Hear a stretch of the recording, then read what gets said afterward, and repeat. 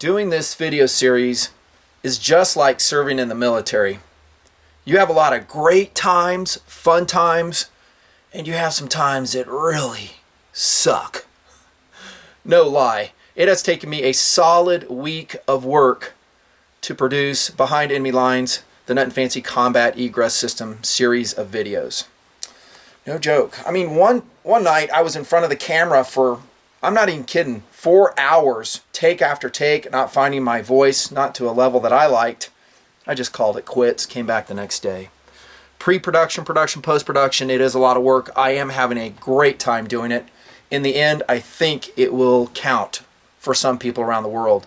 My military friends, some LE friends, my civilian friends that just might find yourself in that dreadful situation behind enemy lines, deep within hostile territory, your life on the line, the life of your team members on the line. Welcome back. By the way, you guys are the elite. Did you know that? TMPers, returning to whatever series I produced, but if you watch all of the videos in that series, you're elite. And to prove it, I'm going to give you a code phrase. Yeah, that's right. Guys coming back to part 4 are going to be given a code phrase. If you ever see me in person, tell me this code phrase, and I know you are elite immediately. You ready? Here it is. Just like in the military, we'll have code phrases for certain messages, we'll say. Here it is. The owl is on the shed. I repeat, the owl is on the shed.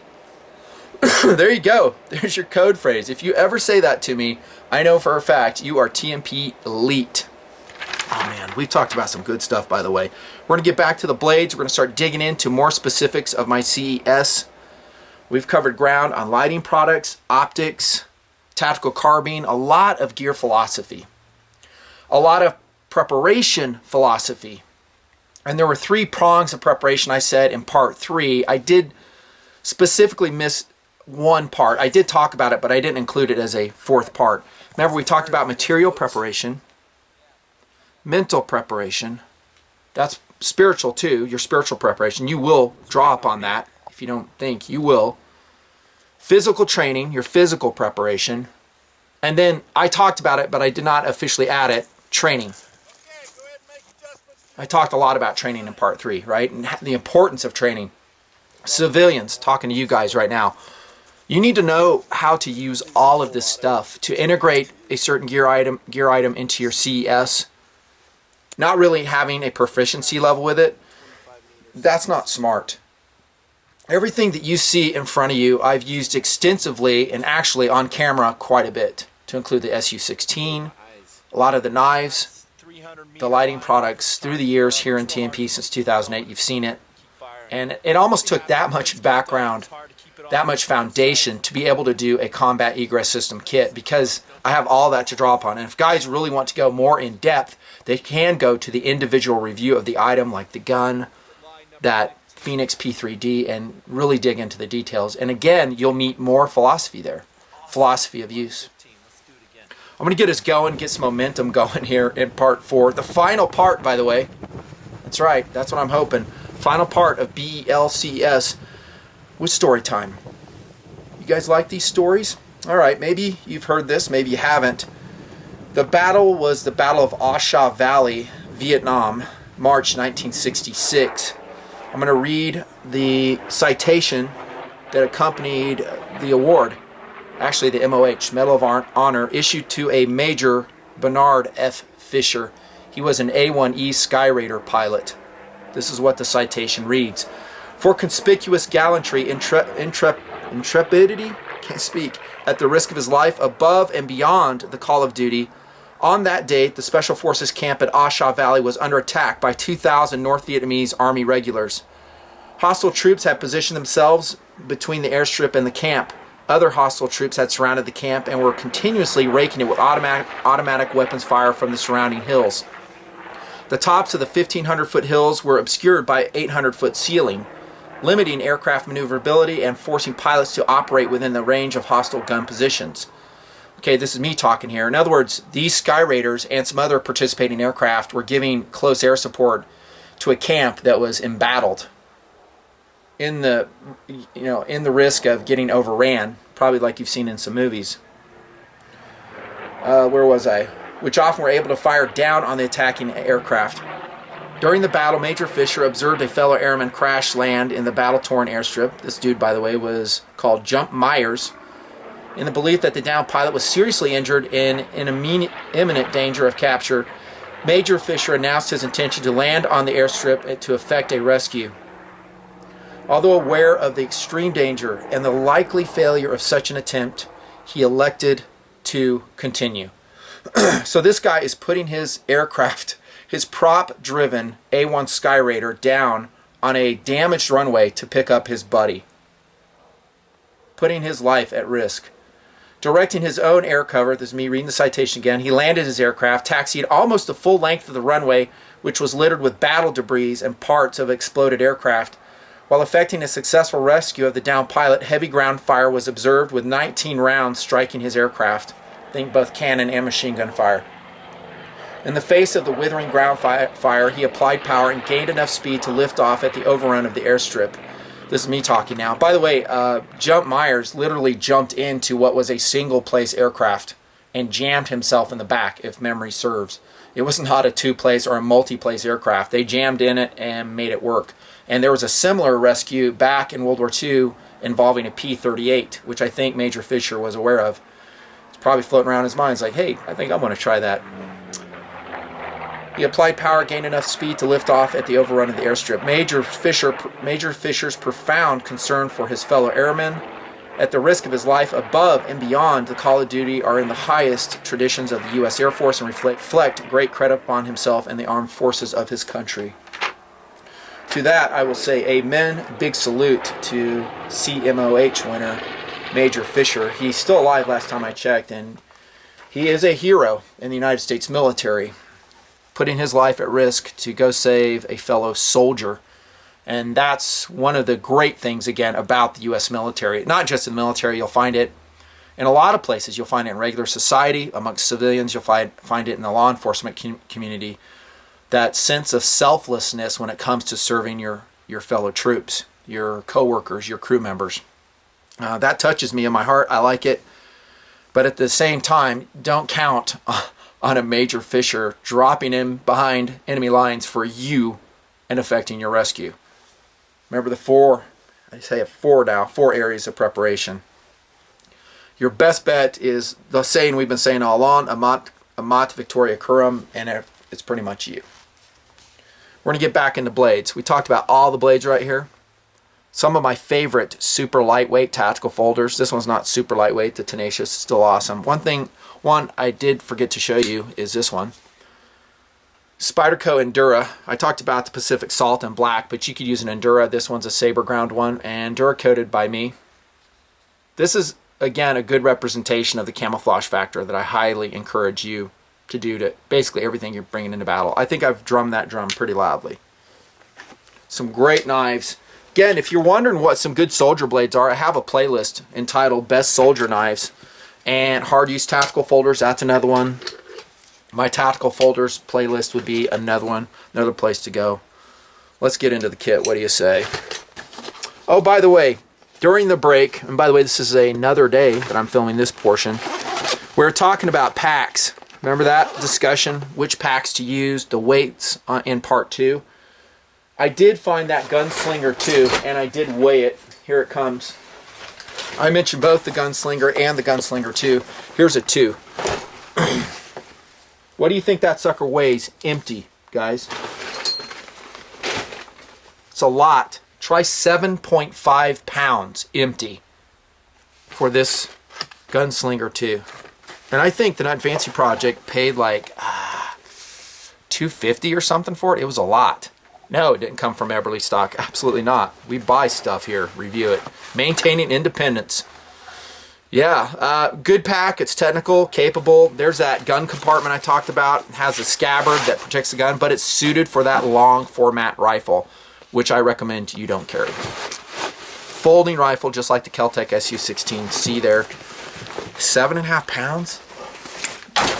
No, thanks. Incidentally, the Kelty Red Wing latest model, this is a Red Wing 50 in black, which is a workable color for, especially for a CES civilian variety. How much you think that weighs? About 4 pounds, Nutton. You are correct. That's right, and that's a bigger pack. I think that's around a 3,300 cubic inch pack. Probably a little bit on the large size. Remember what we talked about size-wise? But I'm just showing you it's a technical, very capable pack for a lot less money and a lot less weight. Here's the same one, the MAP 3500. This is in that foliage green. I did weigh it 3.5 pounds empty. I think I said it had a frame sheet. It actually has aluminum stays here, so I may have misspoke. Aluminum stays right here to support the load. And then last but not least, you guys want to see what my USK looks like after years of use, 3 years. Here it comes.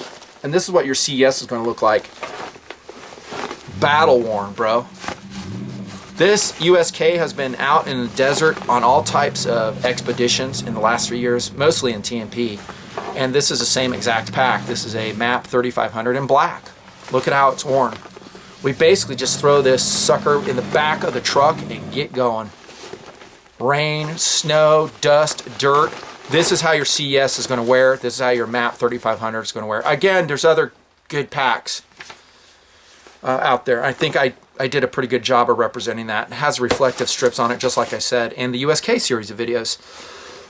There are a lot of similarities between the USK system and the CES. I mentioned that pretty straightforward in part 1. The big difference is the C, and that is combat. Here we go on the inside. I talked a little bit about the toiletries. Here we see again some blue towels. This is just out of my backpacking kit. I got to tell you, this CES would be fine-tuned before I launched into a combat arena. I've mentioned this several times. I would paint the items or Duracoat them that needed that, so I'm fully camouflaged. I'd get rid of all the oranges, reds, yellows, and I would go through and add additional things. One thing I forgot to mention, toiletry kit, very important, is chapstick. That's Neosporin Lip Health. It's my favorite. Hey, you didn't know I reviewed chapstick, did you? And these are just those blue shop towels. They are multifunctional. You can blow your nose with them and it lasts and lasts and it doesn't leave lint. I would bring a whole pack of these, just the way I got them, in a plastic bag like this. I mentioned that in USK as well. I backpack with them all the time and it's lightweight. You can use them for all types of things. We have a first aid kit in here, but you could use them for blood loss if you had to. Shovel. This is actually a number 2 shovel, if you get my drift. And I bought this at Walmart for like $2. I think I may have represented it in some other stuff. My long-term backpacking extended stay series of videos posted in 2009. I represent it. I like to have a very lightweight shovel with me in my CES for making and constructing a hide. That's one reason. No, I'm not going to dig a foxhole with this thing. I guess I could if I had to, but I'm on the move, man. Speed is your friend, right? When we talk about firepower versus mobility, the CES concept, speed is our friend. So we're not really holing up except temporarily. Boom, we're back on the move. Unless we're seriously injured and we can't move. Another reason I have the shovel is to hide anything that I need to get rid of. Maybe I have to bury it. I may not have foliage to do that. Or rocks or something. So if we're pitching something, you just decide, hey, I don't want to take this anymore. It's too heavy. Maybe you have to bury it so you hide signs of it. And then I talked about that stove. And we would dig that canister down into the ground so the flame cannot be seen, it can't be smelled, and it's completely invisible to the enemy. Much better than a fire, once again. Okay, just saying. Lightweight plastic shovel. Some guys will say, well, we'll carry a Glock spade. There's no room, guy. There's no room to carry a Glock spade or any other shovel for that. This is all I have room for. Now, if you make some different decisions in your approach to the CES, you might have some room. In other words, if you decide to go single weapon, no tac carbine, no extra mags, the ammo and stuff. Oh, yeah, by all means, bring your Glock spade and some other stuff. Food. I'm going to put as much food as I can into my CES. It is all going to be of the freeze-dried variety. Mountain House, I got some Daily Bread brand here, which incidentally, those guys were not springing for a TMP discount. Uncool. I'll work some other angles for you, stay tuned.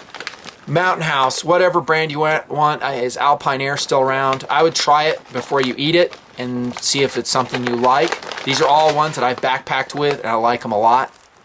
and they're super lightweight. All I need to do is find a source of water. I already have a source to heat it up with. I think in part 3 we talked about this.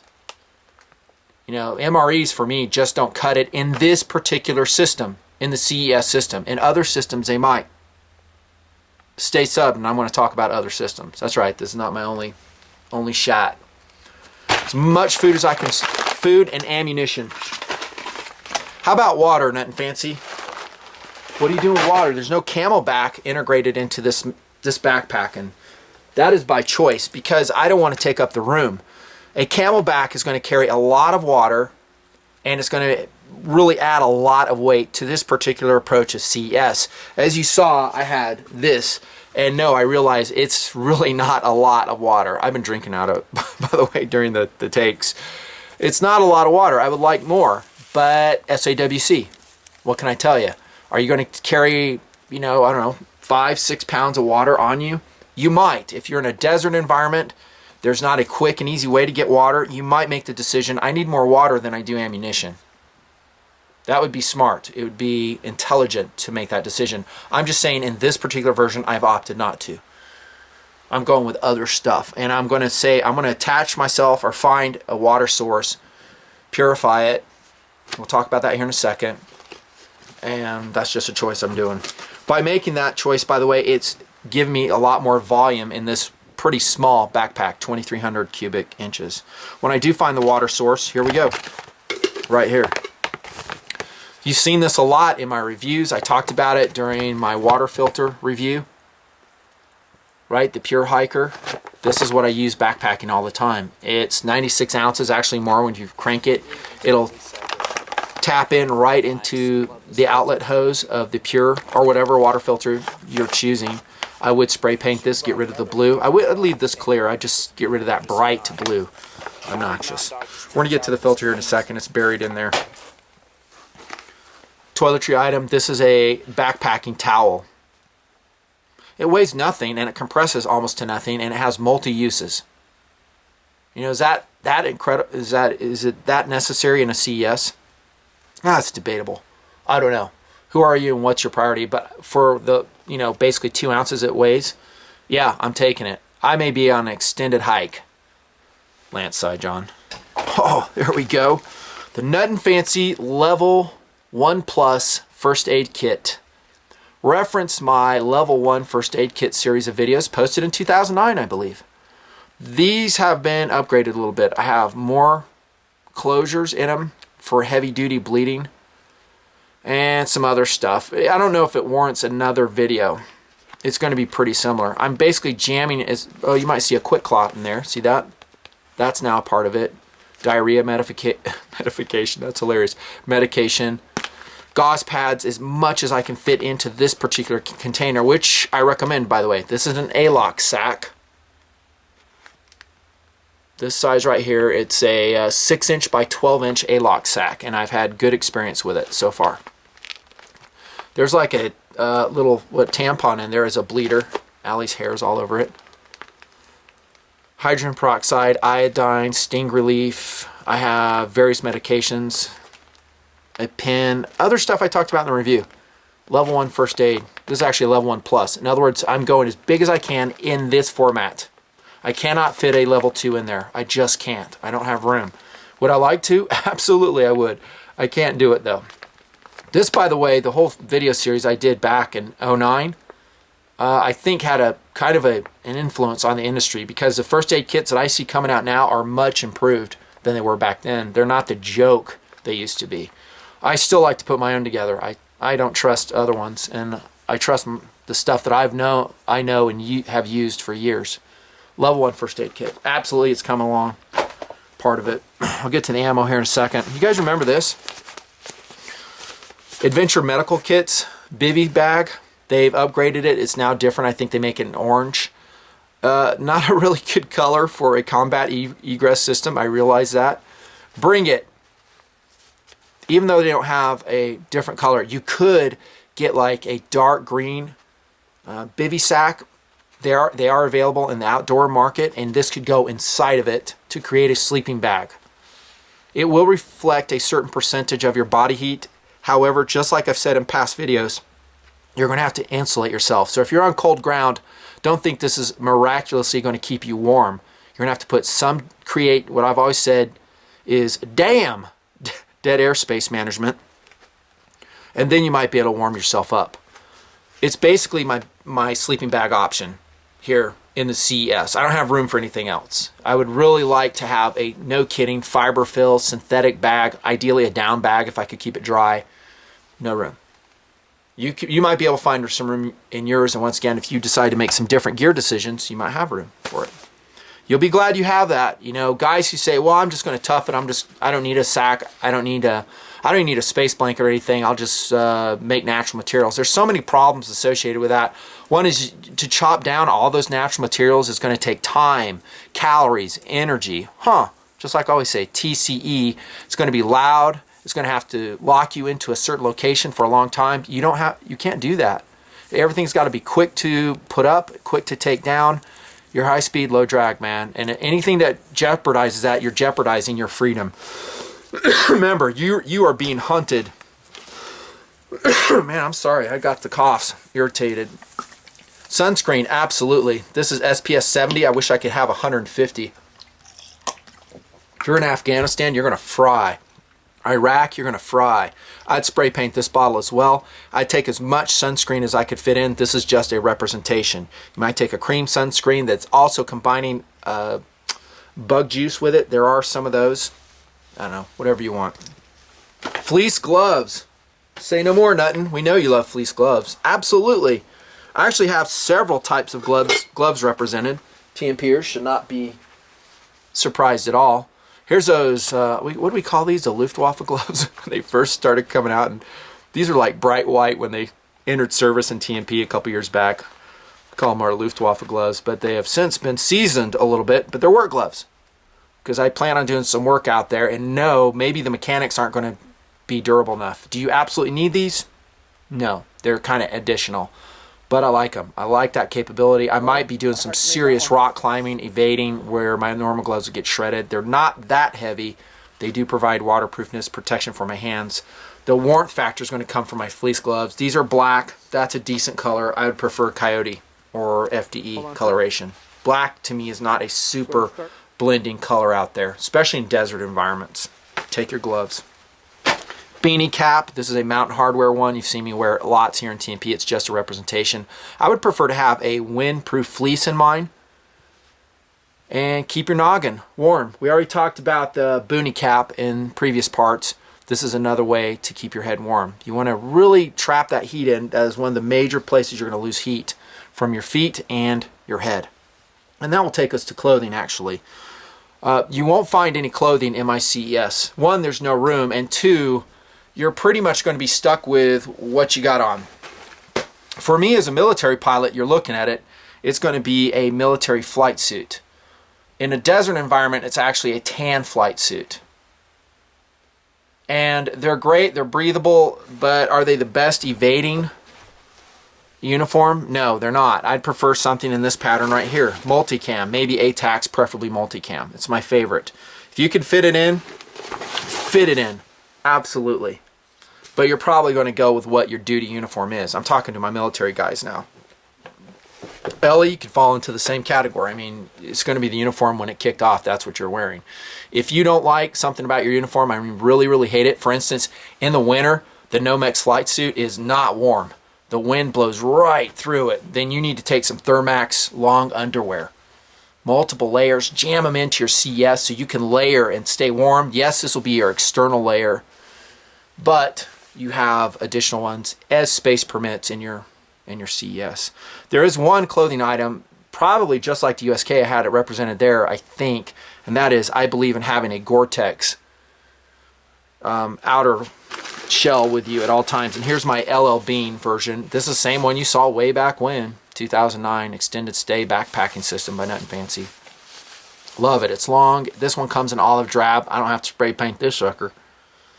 And it is outstanding. It is a great backpacking system. I'm not going to unroll it now. Oh yeah, how about I will, just to show you. I don't think you've seen it in a while. The technical details on this for the price you're paying are excellent. It doesn't have pit zips on it for weight and cost savings.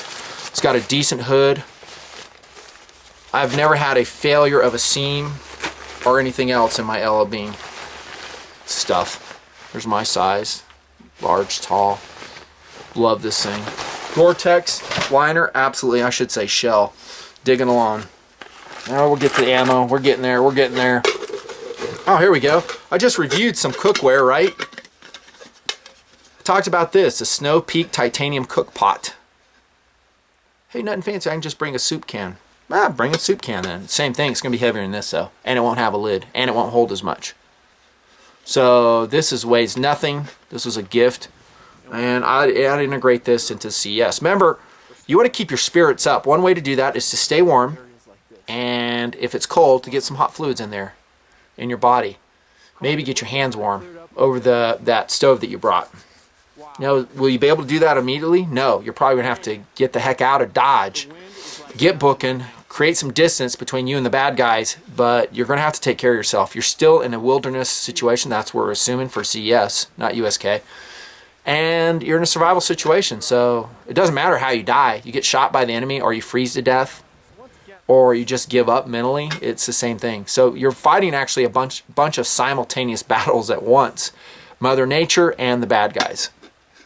And in some ways, your own mind. You have to fight that battle too, because if you're alone, it's a lot. It's a burden you're going to have to carry. You're going to have to keep your spirits up, keep on cooking. Hot drinks, great way to do it. Totally speaking from experience, by the way. My own survival training, my own outings over, I don't know, 30 years. Web belt. Now, in your duty loadout, remember I'm coming to you from an air crew perspective, you may already be wearing one of these, and so to bring one is not necessary. For me it is, because I'm going to show you here something that I need a belt to attach it to. We'll get there here in a second, but bring a belt. I am for this. This is like powdered Gatorade, an electrolyte drink. Crystal Light made these. I've been having a real hard time finding them though in the stores again. I like them because they're single packet servings. You see, this once upon a time was totally full. I've just been going through them here in TMP. But that is a huge way to re-energize yourself. Energy drinks, maybe. I'm more about electrolyte replacement, the Gatorade variety. That helps a lot. Keep on trucking, replace lost salts. I think I've mentioned in past videos, there's been people in the Nutnfancy project on outings. I didn't show it on camera. And actually years prior to the TMP that have collapsed. They fainted because they didn't keep their water intake up. Don't be one of those guys, by the way. Drink a lot of water. Yes, I just got this, but one of my first priorities, once again, is to find a water source and to fill it up with my water filter, which is, it's probably still buried. Is that it right there? Yeah, that's it. I have a lot of these. There you go, Catadine, the hiker. Go check out the review on this. Tell you all about it. Not the lightest water filter out there, but is one of the most capable, and it's completely not hokey. Fill it up. We talked about that. There is another Adventure Medical Kit. This is actually a space bag. It's not a blanket. I'd put that either on the exterior of that Thermalite bag or on the interior. I know it's orange. We can make, that's just the carry case. That's easily swapped out. The reflective stuff, though, is a problem. You're just going to have to be smart about that. I'm talking about that right there. On to fixed blade knives. Oh, dude, what do we got in here? Out of all the knives choosing for the CS, this is a top recommendation. Not the only recommendation. I'll show you a couple others. This is a Dan Marogny steel Gen 2 SP43. I think I've busted out a review on this already, and I love it. It is super light. Super capable. 5160 spring steel. Great big comfortable handle. Okay sheath, but it's light. It's going to be extremely hard to beat the capabilities of this blade at the weight level. And when we talk about a combat egress system, it is about weight. Speed is our friend. We're talking a real love of mobility if we can get it. So good job, Dan, producing that whole series by Ontario. The Gen 2, Spec Plus, whatever the heck they're called. A couple other options reviewed. How about the Cold Steel Leatherman, not Leatherman, but Leatherneck. That's a flat ground, at least in this particular steel, version of the K-Bar. Reviewed and tested. Love this knife. Unfortunately, they turned it into the 4116 Krupp steel, and it's now not flat ground anymore. So I don't love that version as much. In fact, I would probably go with a K-bar over that. But if you can find this flat ground version, get it without hesitation. Has a hammering butt on it. Strong. Just a perfect sheath. Near perfect. It's not MOLLE compatible, at least without doing some 550 cord weaving. Great sheath. These are not hacking blades, by the way. I mean, to a small degree they might be, but not really. The Sog Field Pup. Great knife. And it's actually, this is the smaller version. I'd go the blackened one. And I think, excuse me, I have one floating around here. I just got a mound of gear. It's a good tactical blade. You can defend your life with it. I said it in the review. And it weighs basically nothing. This is the nylon sheath version with the MOLLE compatibility with it. That is a great knife. Dig into my fixed blade knife reviews for a lot more options. A lot more options. There's more food. I'm cramming food into every nook and cranny.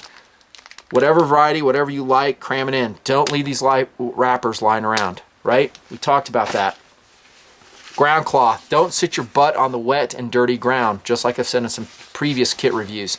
You want to keep your clothing clean. You might only have one pair. Not might, you will only have one pair of pants, of shirt, a flight suit. You're going to have to take care of it, which also dictates you probably ought to bring this. This is actually a little tiny sewing kit I put together. It's wrapped with duct tape, and in it you'll find olive drab thread, flat dark earth thread, and needle, and black. And I spooled it around a little sheet of plastic, polystyrene plastic, and it weighs nothing. But I can sew my flight suit together if it breaks, my pack if heaven forbid something falls off of that, and a ground cloth. This is cut out of a poncho circa 1992 by me, and I've been using it ever since. It's polyurethane coated, backpacking, ripstop, nylon. Works great. Ideally we'd have that foam cushion, right? No room. Okay, here we go. Here it comes. I told you guys we had a very interesting and in-depth discussion about whether or not to integrate a long arm, a tactical carbine, to your CES. In this version, I am opting for that. I'm not going to have those SOBs come after me, throw me in jail, treat me like a war criminal, my crew like a war criminal. We're going to be beaten and tortured for no good reason. Ultimately, we could die. Yes, we are still combatants. Maybe that dictates that we should be armed and we should act like combatants. We should be smart, and we're going to evade the enemy to our best skill. But if it comes down to it, we can't evade, and there's some between us and freedom. Maybe there's a little firefight that's going to take place. How are you going to accomplish that firefight? We talked about that. I like the idea of a 5.56 carbine with me. As you can see, I'm going to take as much ammunition as SAWC will allow.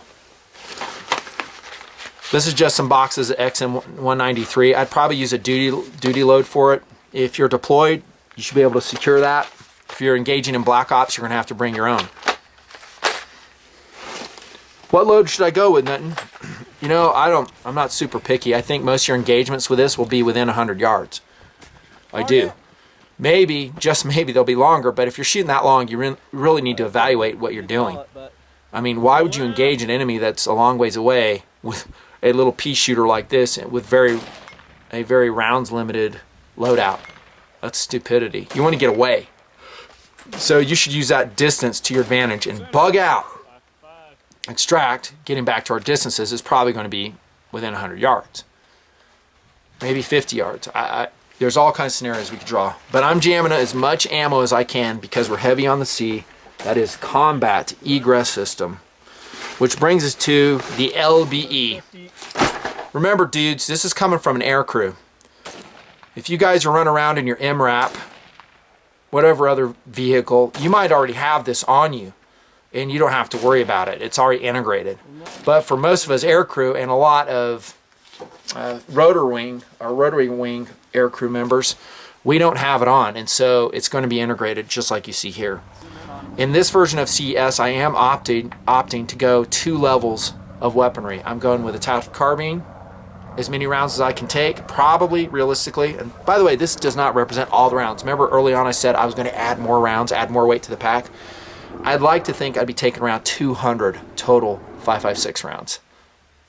I know, it's heavy. Heavy on the C. That's where I'm coming from.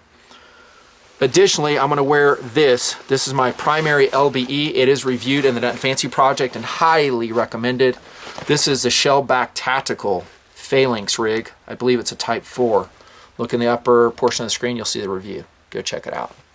Highly recommended. There are a couple things I don't get with this. I don't get armor integration. Okay, I'm not going to talk about armor quite yet, but we don't get H2O or armor integration with this particular setup. That's a choice I've made. I can't run horizontal pistol here. Instead, I'm just going to run it right there in the dedicated center pistol pouch. Not the fastest extraction that we can do. By the way, once again, I'd get rid of that Punisher skull. I would not have that on my gun at all behind enemy lines. That is I think a 4th gen. Yeah, it's a 4th gen Glock 17. Highly recommended. That is a great gun. A reference standard here in the Nutnfancy project, a dynasty here in TMP because of its weight, 24.8 ounces. There you go. 9mm would be my choice. You could go with 40. We talked about a little bit of philosophy on the indigenous caliber selection. I think when you go with your pistol, you're pretty much going to go with a standardized NATO caliber, one sort or another. Maybe it's 45 ACP. I don't recommend that, by the way. It's not size efficient. Could go with 40. I could see a case being made for 40, but I would really prefer a 9. The loads you would use in this pistol would have to be in accordance with the concept of latitude. Go back to part 1, we talked about that. What are the, what's your unit say? Who are you fighting? Insurgents, terrorists? Can you use hollow point ammunition? You might opt to go for that federal expanding FMJ load. It's 124 grain. That's a great load. I've heard good things about it. I have flown with that load, by the way. The 124 EFMJ by Federal. And it looks like a full metal jacket round. You can't tell. Feeds really well, but yes, it does expand, ammunition-wise. This is not the only great pistol out there. I've reviewed a lot more here in TP in the last coming up on 5 years. In no particular order, we'll go through a couple other options that you might like, that you might already have. How about this? Mr. SR9. Come on down. That's a lightweight gun, relatively speaking. Let's see, the SR9 weighs, I wrote all my pistol weights down here somewhere. I think I did. 26.5 ounces. So it's going to be about 1.5 ounces heavier than a Glock. Glock 17 at least. Oh, we haven't seen this bad boy in a while. Check it. Yes, the CZ75 SP01 Phantom. 17 rounds, 28.4 ounces. I love this gun. I reviewed it in 2009. It is highly recommended as a CES go-to-war gun. Do you notice a trend between these handguns that I'm showing you yet? If you've been watching TMP, you should already know what my criteria are for a go-to-war pistol. How about this one? It is go-to-war ready.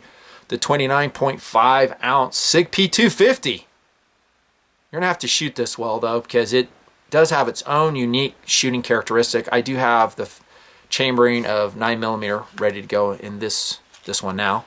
You can run whatever caliber you want in this. Go check out that review. SIG P250, another good option. Not as light as the Glock, though. I would still go with the Glock. Another Hall of Famer here in TMP, Smith & Wesson M&P series. This is an M&P 9 long slide, specifically a Pro, about 28 ounces. That's a great gun. Great gun.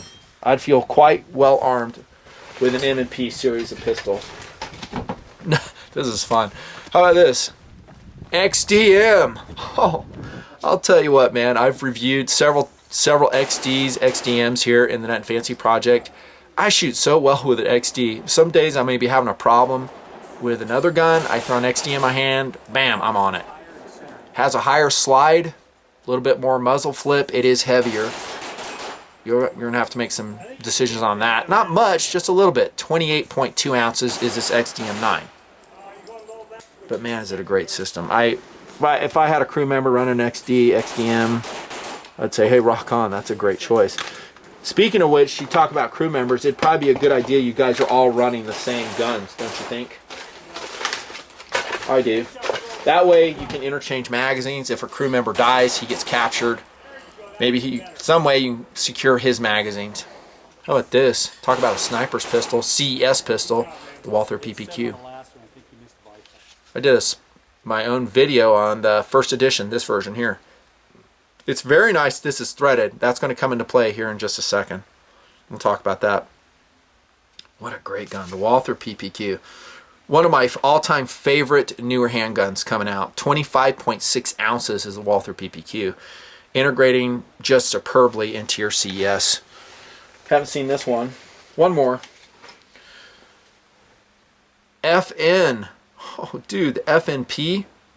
That's an FNP 9 there. It is only 25 ounces, the exact weight of a Glock. It's basically a polymer framed SIG 226. That's how I think of it. I think I said that in the review. I also like the FNS, the striker version of the newer FN pistols, albeit their mag catch system, not so much. This has a dual cutout in the mags. The FNS, FNX series just has a single catch. I don't like it as much. This one was dur coated by me. Talking the frame here. Great pistols. All right, moving this stuff out of the way. My number one choice, I think, let me say number 1, 2, and 3 choice would be a Glock 17, Walther PPQ, and, God, so many good pistols. Probably that CZS P01 Phantom, because of the firepower that sucker has. There you go. This is not the fastest draw in the West. I think I said that coming out of here, but it is very unobtrusive, and I don't have to run another holster. Here's my loadout. All these would be loaded, by the way. Because I'm running a Keltec SU16C folding stock, I'm going with GI mags. All these were Duracoated. Actually, this is a Brownells limited edition tan, but these are Duracoated in black hot coated tan right here. And they allow that stock to fold on the C model.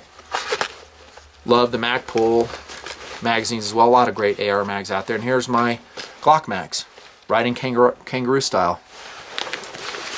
Here's my fighting knife. Weighs almost nothing. It was so beloved by me. It was one of the first daggers I reviewed. It is a Peacekeeper 1 by Cold Steel. Hey, that steel is soft, Nutton. Doesn't matter. This is not a knife you're going to be using that much. And it is wicked sharp. Wicked sharp. I reprofiled both edges. That's a great fighting knife. You might want to paint that. Again, side utility pouches. I can integrate my GPS units here. Lighting, extra batteries. So I basically just transform my whole loadout when I'm on the ground. I pull some stuff that I need to access readily to the LBE, to the Phalanx rig. And this is not the only rig you can run. By the way, I'm not running a ribs front pack with this system. Go check out my review this summer. That is an excellent loadout system. It helps balance stuff, but I don't know if it's suited for this particular philosophy of use because I need to have my magazines, my weaponry loadout right here. And that's a heavy loadout. I need dedicated pouches for that. I need a dedicated holster. I need LBE. So you're not going to see a ribs front pack here. Now, if I didn't integrate a tactical carbine, a rifle into the system, then maybe you would. Because then I could bring that forward. And they do have some camouflage patterns for you. Here we go with another interesting philosophical discussion. Are you going to integrate a suppressor to your CES? My answer would be if SAWC permits it, do it. Here we have the outstanding Silencer Co. Osprey. Fully tested in TMP at this point. It is an outstanding suppressor system. It is set up for that Glock 17 or the Walther PPQ for that matter. I think of your pistol, our pistol, as a backup weapon. Close quarters, and perhaps in this philosophy of use, I want to shoot quietly, obviously, maybe a sentry takedown or something, if that's the way we want to word that. But I want to be quiet, and I don't want to have any noise signature. I'm opting to take the weight of a suppressor for my pistol. You could make the case, actually, that I'm not taking a pistol at all. All I'm taking is a tactical carbine. I'm going to run a suppressor off of that. I could see that. And there are some outstanding rifle suppressors out there. They are going to be expensive, and you're going to have to apply the concept of latitude once again. I've gone over that several times. I think you know at this point what I'm talking about. Some suppressors you could look at. The Gemtech Titanium, Trek, The Trek Steel, the titanium's 10 ounce, 5.7 inches, $1,000. Ouch. The Trek Steel is 17 ounces, 5.7 inches, $550, almost half price. 17 ounces, that's, you know, all those are substantial. You're adding some weight. You need to ask yourself, is it worth the weight?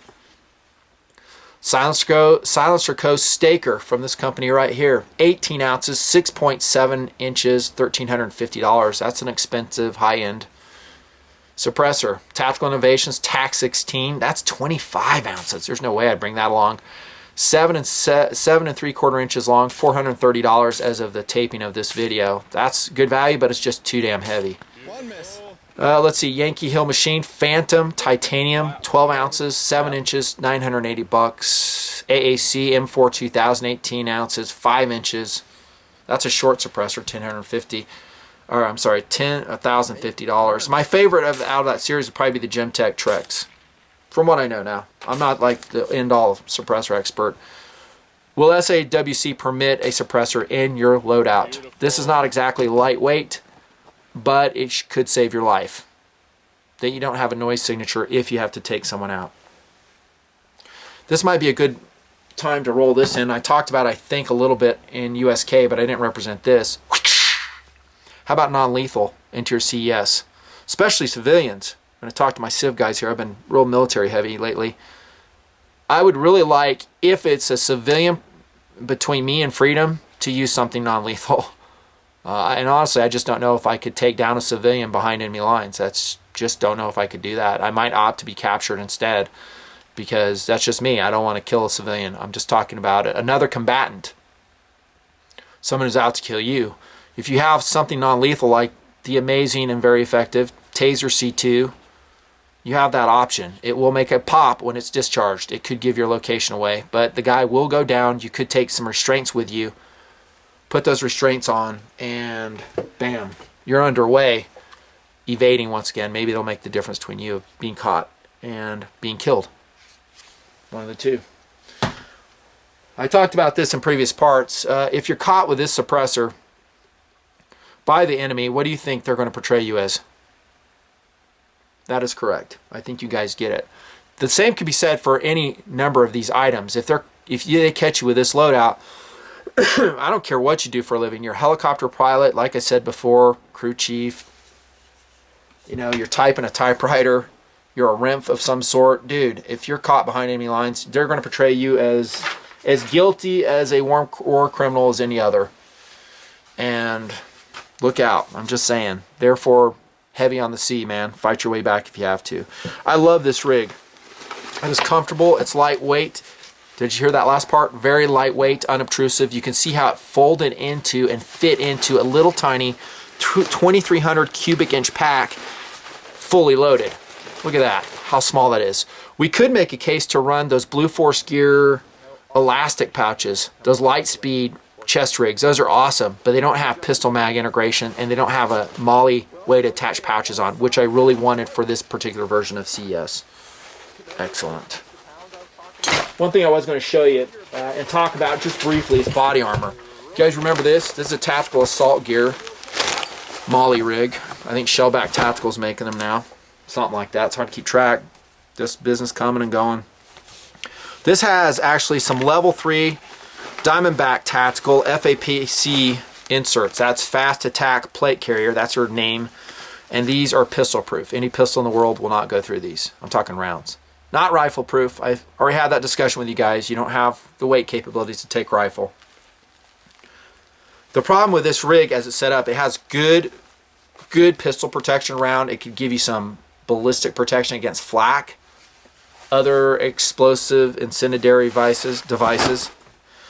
The problem with it is just too heavy and it's not compactable.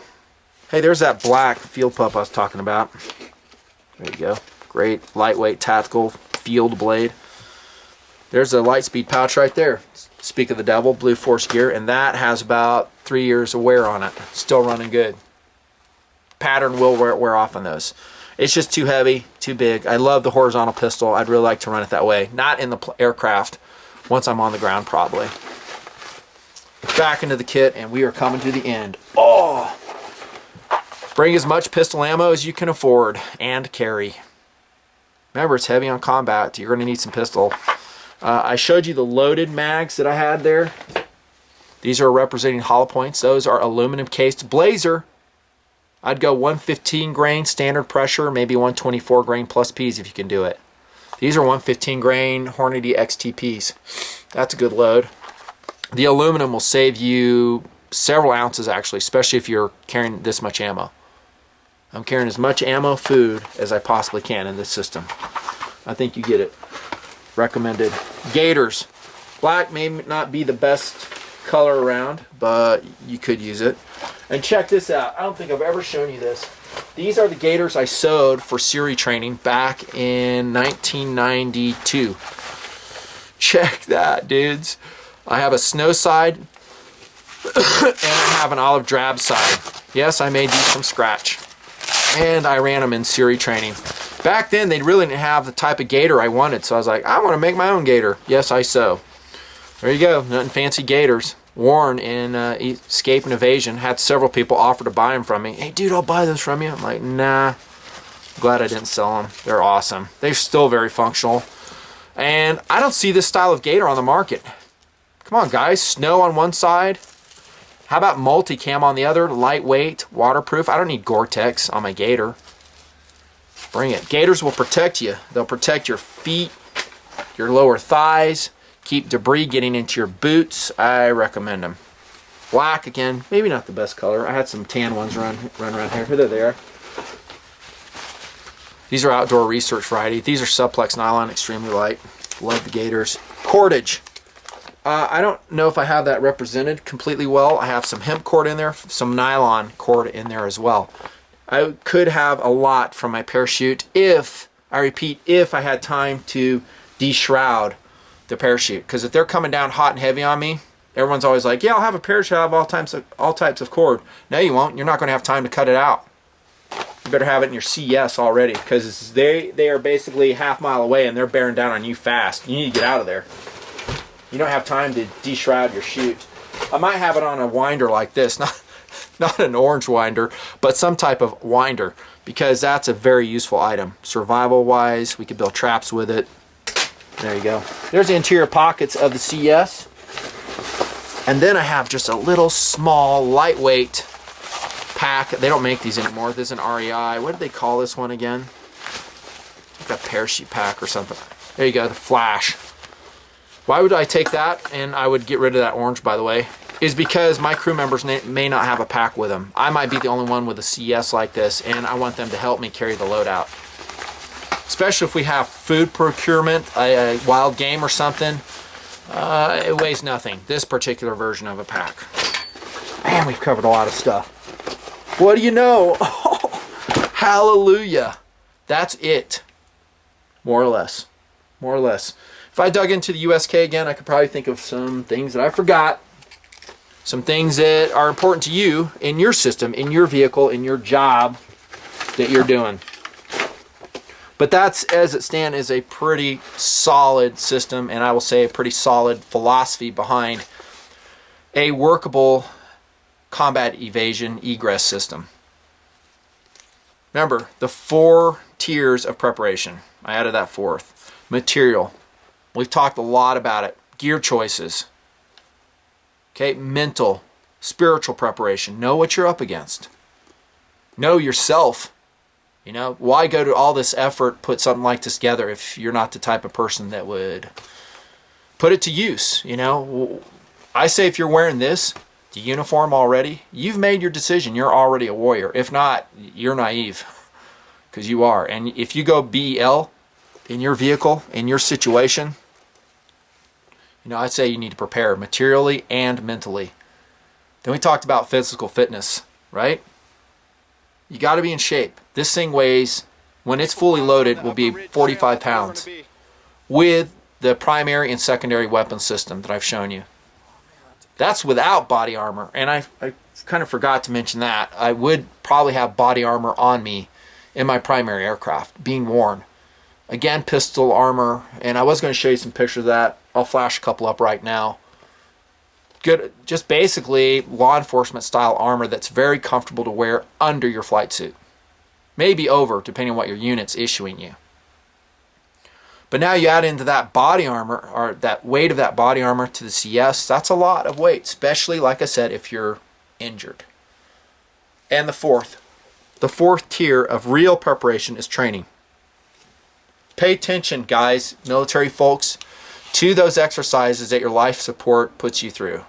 It could save your life. The principles they teach you, the techniques they teach you, they're valuable.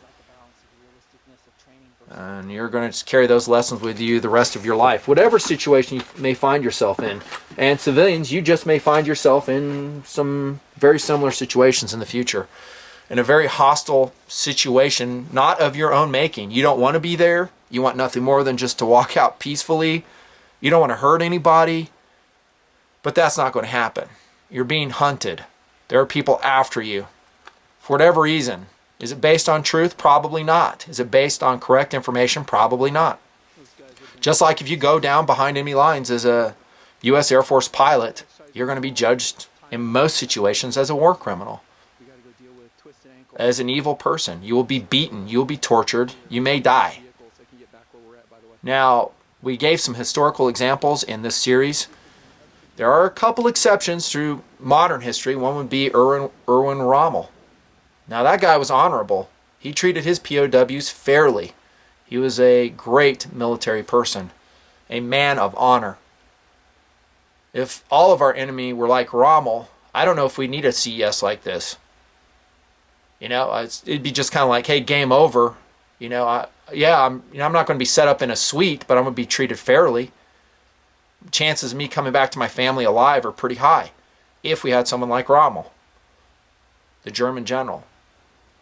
But that's not the case. You're going to have someone like the Viet Cong, like we talked about with Caged Eagle, that book. Tortured, treated subhuman, permanent injuries. So we're going to go heavy on the sea, guys. Heavy on the sea. Amat Victoria Curum. Victory favors the prepared. Victory loves preparation. Prepare in those areas. I hope this video series has done a small part in helping you achieve your own levels of preparation if you find yourself behind enemy lines. I hope you don't. It's scary stuff. This is Nutnfancy signing off. I wish you all the best, and I wish you to be an effective defender of freedom, both for yours and of this nation. Over and out.